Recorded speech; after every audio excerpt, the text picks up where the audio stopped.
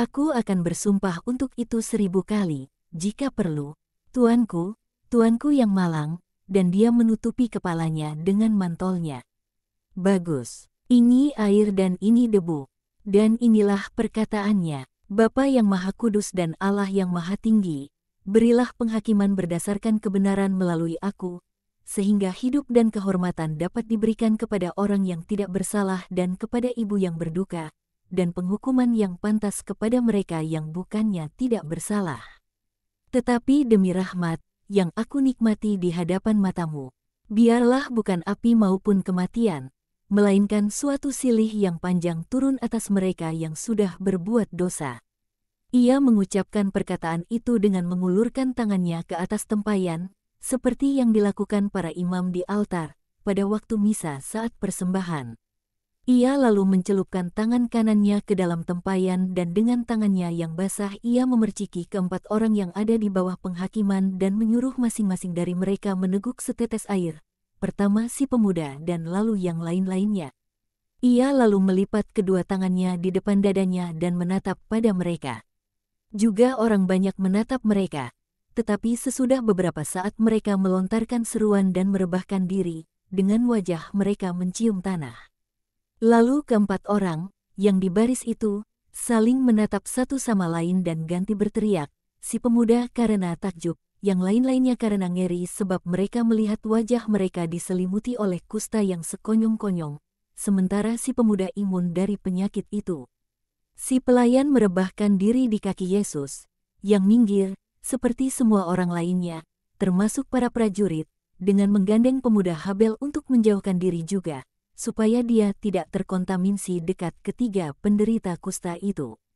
Dan si pelayan berseru, "Tidak, tidak. Ampunilah aku seorang kusta. Mereka membayarku untuk menunda tuanku hingga sore, supaya mereka dapat membunuhnya di jalan yang sepi. Mereka menyuruhku untuk dengan sengaja melepaskan tapal keledainya. Mereka memberiku instruksi bagaimana berbohong dengan mengatakan bahwa aku sudah pergi mendahului. Sebaliknya lah, aku bersama mereka untuk membunuhnya. Dan aku juga akan memberitahukan kepadamu mengapa mereka melakukannya. Sebab Yul telah mendapati bahwa Yakub jatuh cinta kepada istri mudanya dan sebab Asher menginginkan ibu dari pemuda ini dan perempuan itu menolaknya.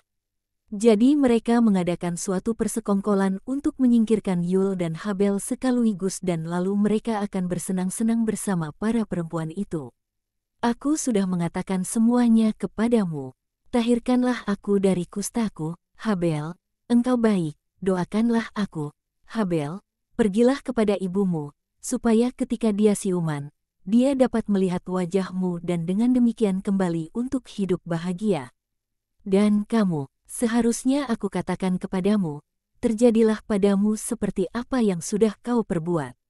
Dan itu akan menjadi penghakiman manusia, tetapi aku mempercayakanmu pada suatu silih yang luar biasa.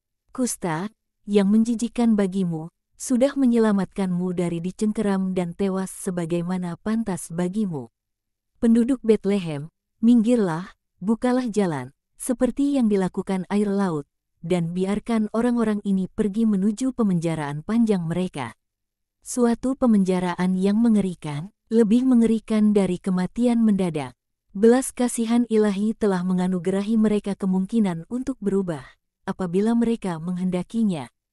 Pergilah. Orang banyak berbondong-bondong merapat ke tembok rumah-rumah guna membiarkan badan jalan lengang, dan ketiga laki-laki, yang berbalut kusta seolah mereka sudah terjangkit penyakit itu selama bertahun-tahun. Pergi menuju gunung, dengan berjalan beriringan. Dalam keheningan temaram senja yang menjelang, ketika segala burung dan binatang menjadi diam, hanya erangan mereka yang dapat terdengar. Tahirkan jalan dengan banyak air, sesudah menyalakan api di atasnya. Dan kamu, para prajurit, pergi dan laporkan bahwa keadilan telah dilaksanakan sesuai hukum Musa yang paling sempurna. Dan Yesus hendak pergi ke tempat di mana bundanya dan Maria Klopas masih menolong si perempuan yang perlahan-lahan siuman, sementara putranya membelai dan menciumi kedua tangannya yang dingin. Tetapi penduduk Betlehem dengan hormat yang nyaris ketakutan memohon dengan sangat kepadanya, "Berbicaralah kepada kami, Tuhan." Engkau sungguh penuh kuasa. Engkau pastilah ia yang dimaksudkan oleh orang itu yang datang kemari untuk memaklumkan Sang Mesias. Aku akan berbicara kepadamu malam ini, dekat kandang para gembala. Aku sekarang hendak menghibur Ibu Habel. Dan ia menghampiri perempuan itu, yang rebah di pangkuan Maria Alfeus dan yang mulai pulih kesadarannya.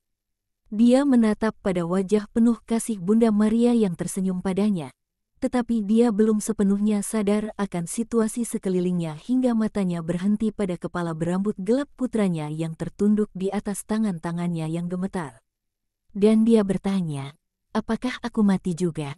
Apa ini limbo?" "Tidak, perempuan, ini bumi. Ini putramu yang selamat dari maut. Dan ini Yesus, putraku, Sang Juru Selamat." Reaksi pertama dari si perempuan sangatlah manusiawi.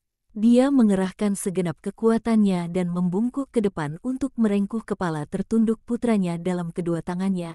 Dia melihat bahwa putranya aman dan selamat, dan dia menciuminya bertubi-tubi, dengan menangis, tertawa, dengan mengulang segala sebutan kesayangan yang mungkin guna mengungkapkan sukacitanya. "Ya, Ibu, ya. Tapi sekarang lihatlah, bukan padaku, tapi pada ia yang menyelamatkan aku. Terpujilah Tuhan." Si perempuan, yang masih terlalu lemah untuk berdiri ataupun bangkit berlutut, mengulurkan tangan-tangannya yang gemetar dan berlumuran darah dan meraih tangan Yesus dan mencium serta membasahinya dengan air mata. Yesus menempatkan tangan kirinya ke atas kepalanya seraya berkata padanya, "Berbahagialah. Damai, dan jadilah selalu baik. Dan kau juga, Habel." "Tidak, Tuhanku. Hidup putraku dan hidupku adalah milikmu, sebab engkau telah menyelamatkannya. Biarlah dia pergi bersama para muridmu, seperti yang selama ini dirindukannya, sebab mereka telah di sini. Aku mempersembahkannya kepadamu dengan begitu banyak sukacita dan aku memohon padamu untuk mengizinkanku mengikutinya, untuk melayaninya dan para abdi Allah."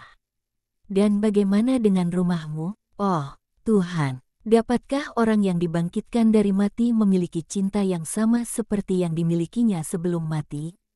Mirta sudah kembali dari maut dan luput dari neraka melalui engkau. Di kota ini aku dapat pergi sejauh membenci mereka yang menganiayaku melalui anakku. Dan engkau mengkhotbahkan kasih. Aku tahu, jadi biarlah Mirta yang malang ini mengasihi ia satu-satunya yang patut dikasihi. Dan biarlah dia mencintai misinya dan mengasihi para pelayannya.